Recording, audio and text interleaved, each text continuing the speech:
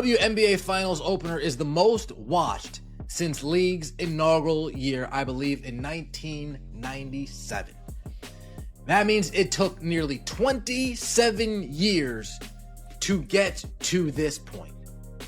27 years to get to this point. So they started out on a high, and it's just been...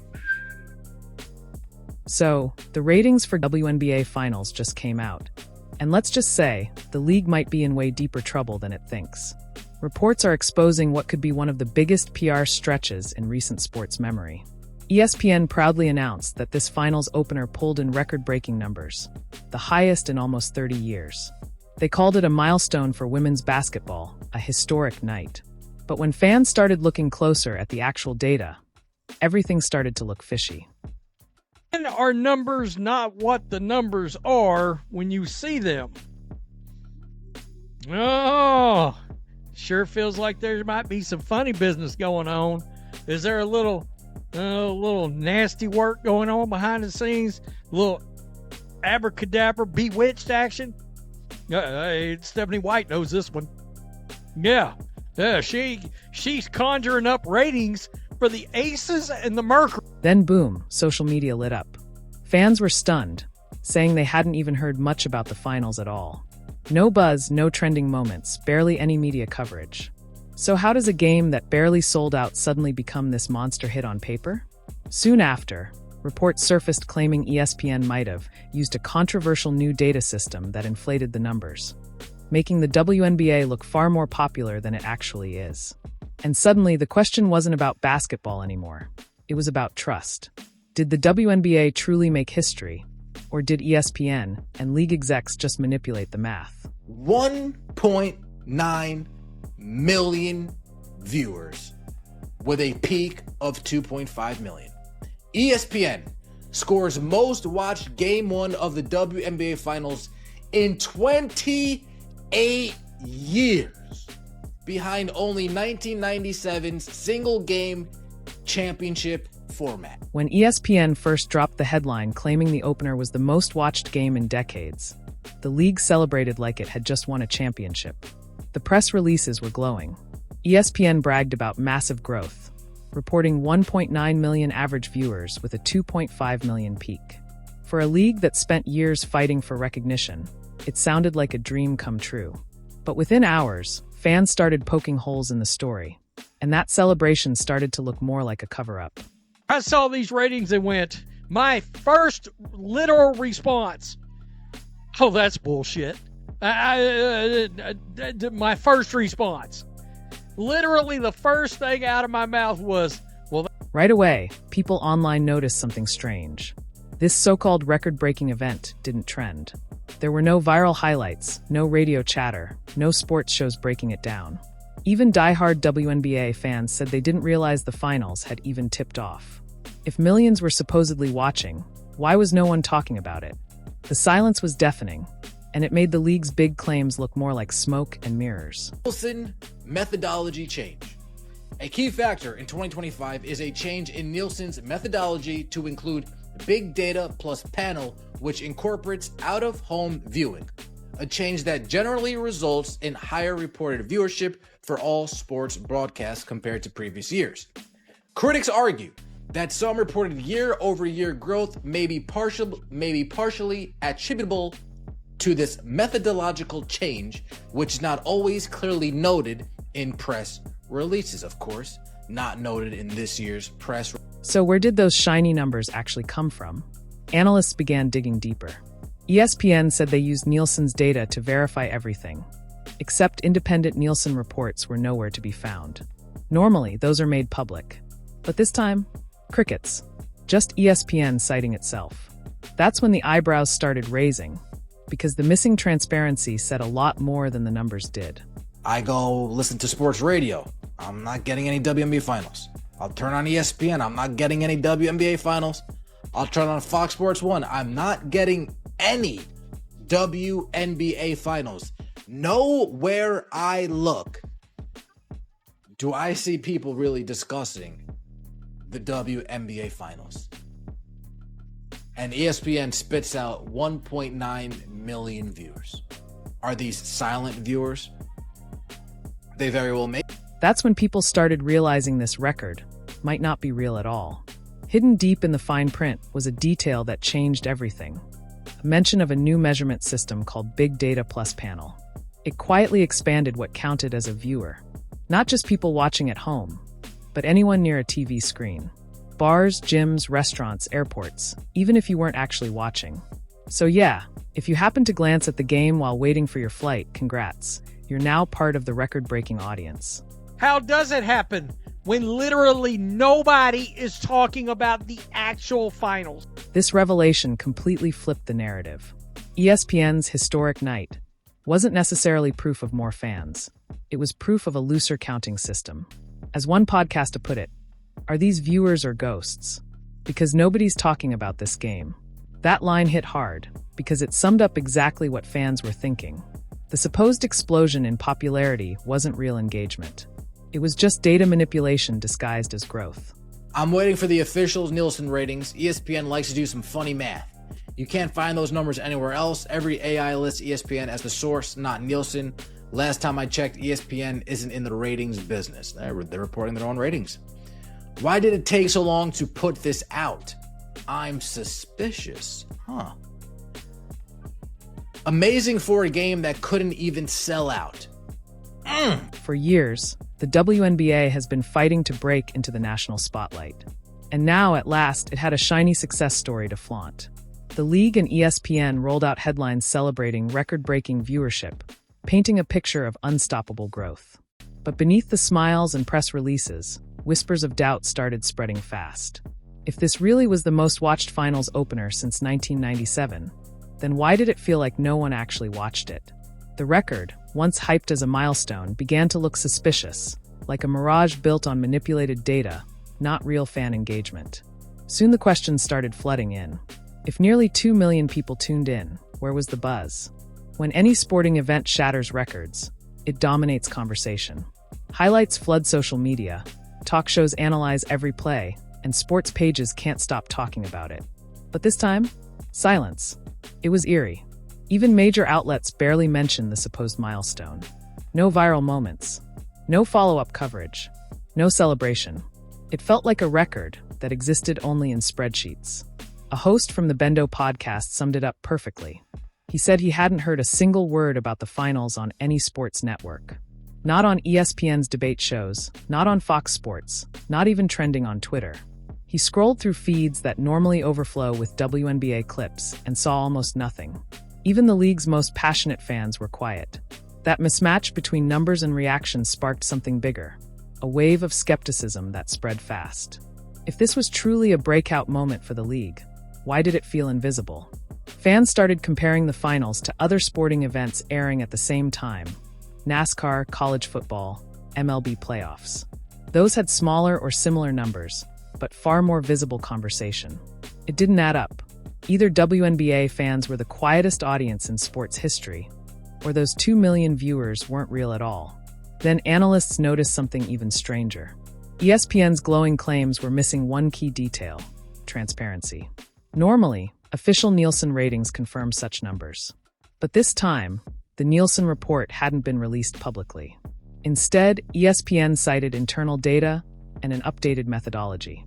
That phrase alone sent alarm bells ringing. Because remember, ESPN doesn't just broadcast WNBA games.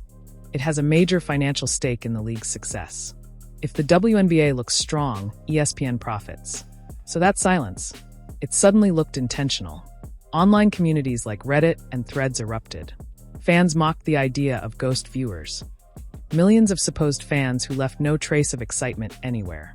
Others compared it to Hollywood's inflated box office tricks. Marketing spin that hides reality.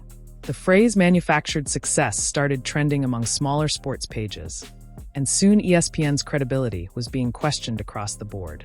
Then came the twist that changed everything. Analysts discovered how those phantom numbers appeared. It all led back to a quiet change inside Nielsen's system, something called the Big Data Panel, introduced in early 2025. On paper, it was meant to modernize how audiences were tracked. But in practice, it blurred the line between actual viewers and casual glances. Suddenly, if someone walked by a TV at a bar, a restaurant, or an airport showing the WNBA Finals, they were counted as a viewer. You didn't even need to watch. Just being near a screen was enough. That single adjustment reshaped sports ratings overnight. Every major league saw a sudden spike. But the biggest winner? The WNBA, a league starving for proof of progress. ESPN wasted no time celebrating the historic viewership without ever mentioning the new counting method. It wasn't that more people cared, it was that more people were counted. Analysts called it exactly what it was: statistical inflation. Some compared it to injecting steroids into the ratings, artificially boosting numbers to make the sport look healthier than it really was. And the timing? Highly suspicious. The system update just happened to roll out weeks before the finals. Under this new formula, digital signals from smart TVs and public screens were blended with household panels. The flaw? It exaggerated engagement for niche sports. A crowded bar with 20 people might register as 20 viewers, even if only one person was actually watching. Multiply that by thousands of venues, and suddenly, you've got millions of viewers out of thin air. Technically, ESPN wasn't lying. They just told the version of the truth that benefited them most. And since Nielsen's raw data isn't made public anymore, no one could verify it. The WNBA's record night wasn't proof of a booming league. It was proof of how easily perception can be shaped by numbers. And that's when the story took another turn. Straight to the name that kept coming up in every discussion: Caitlin Clark. Even though she wasn't playing in this year's finals, her presence, or lack of it, was impossible to ignore. Many believed the only reason the WNBA had seen any surge in ratings at all was because of the momentum she created last season. Her arrival brought national media, packed arenas, and millions of new fans who had never watched before. But when fans compared the finals numbers to Clark's own playoff games, the truth became painfully clear. Her first-round matchup with the Connecticut Sun pulled 2.5 million viewers, more than the finals opener ESPN called historic. Her peak audience hit 3.4 million, all before Nielsen's new system even existed. In other words, those were real viewers, not counted glances. That comparison shattered the illusion. The league's biggest draw wasn't the finals or the brand. It was one player. Caitlin Clark had single-handedly lifted the sport into national relevance, and the league's leadership was now desperate to prove that success could continue without her. Critics pointed out how ESPN's press release conveniently skipped her name, focusing instead on league momentum. But fans saw through it. Every time Clark played, ratings exploded. When she didn't, engagement flatlined. Even veteran players quietly admitted she changed everything: ticket sales, sponsorships, visibility. Yet the league hesitated to credit her too much, afraid to make everyone else look secondary. That hesitation only fueled frustration.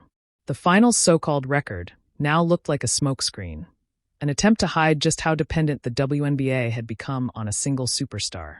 When analysts dug deeper, looking back over a decade of finals ratings, the truth became undeniable. From 2015 to 2022, viewership barely budged, often sinking below 300,000. Some finals were buried on ESPN2, pulling smaller audiences than minor college games. Sponsors quietly drifted away. Then came Caitlin Clark. Suddenly, everything changed. By 2023, the finals jumped to 729,000 viewers. In 2024, 1.1 million. And by 2025, ESPN was claiming 1.9 million. A massive leap that lined up perfectly with the Caitlin Clark era. It didn't look like organic growth. It looked manufactured. The reality: when Clark entered the league, fans followed her, not the WNBA brand. And when she wasn't playing, the numbers magically held steady, thanks to a convenient change in data collection. For many fans, that wasn't progress, it was propaganda. Social media erupted with demands for proof. Where was the official Nielsen report? Why was ESPN the only source of this so-called data? Why were they silent afterward instead of celebrating it? The lack of follow-up interviews, live discussions, or even player reactions screamed damage control, not celebration. Soon, fans started investigating on their own, comparing ESPN's claims to older Nielsen archives. They found inconsistencies. Phrases like average viewership being used incorrectly, numbers mashed together from different sources, and selective time slots designed to inflate results. Analysts noticed the same. No official citation codes, no external verification. The phrase "counting ghosts" went viral, mocking the idea of invisible fans who watched but didn't exist. Even loyal WNBA supporters, the ones who had defended the league for years, felt betrayed. They didn't want fake progress. They wanted real growth. The excitement turned to outrage, and the league suddenly faced a credibility crisis it couldn't spin its way out of. As more independent outlets picked apart the numbers, attention shifted to ESPN's motives. The truth was obvious. ESPN needed the WNBA to look successful. Their investments, ad sales, and corporate reputation depended on it. That created a dangerous feedback loop. ESPN promoted inflated numbers. The WNBA promoted the coverage, and both looked successful on paper. It was a mutual illusion, one built for sponsors and investors, not fans. For a while, the strategy worked. Major outlets repeated the record viewership headline without checking sources. But when people started digging, the mirage fell apart. What was meant to be a moment of triumph turned into a study in media manipulation. The damage was done. Fans stopped trusting the league's word. Attendance figures, sponsor claims, even player stats were now viewed with suspicion. Once credibility breaks, it's almost impossible to fix. Even within sports journalism, this fiasco sparked deeper questions. Should networks that profit from a league be allowed to report on its success? If ESPN makes money from WNBA broadcasts, how can its reports be objective? Most analysts agreed they can't. Behind the scenes, both ESPN and league officials likely knew the storm was coming. The record headline did its job. It drew attention. But the aftermath left their integrity in pieces. The irony couldn't be clearer. In trying so hard to prove how far they'd come, the WNBA and ESPN revealed how far they still had to go. Real growth doesn't need inflated stats, it needs honesty. And that's the one thing they refused to give. And through all of it, one name still towered over everything: Caitlin Clark. Even in absence, her shadow defined the story. Fans didn't tune in for the finals, they tuned in for her. She'd become the heartbeat of the sport. Every claim of record success now rang hollow, because the truth was undeniable. Caitlin Clark didn't just boost ratings, she was the ratings. And until the league embraces that reality with transparency instead of spin, every milestone will feel like a mirage. The WNBA tried to celebrate a victory. What they created instead was a credibility crisis.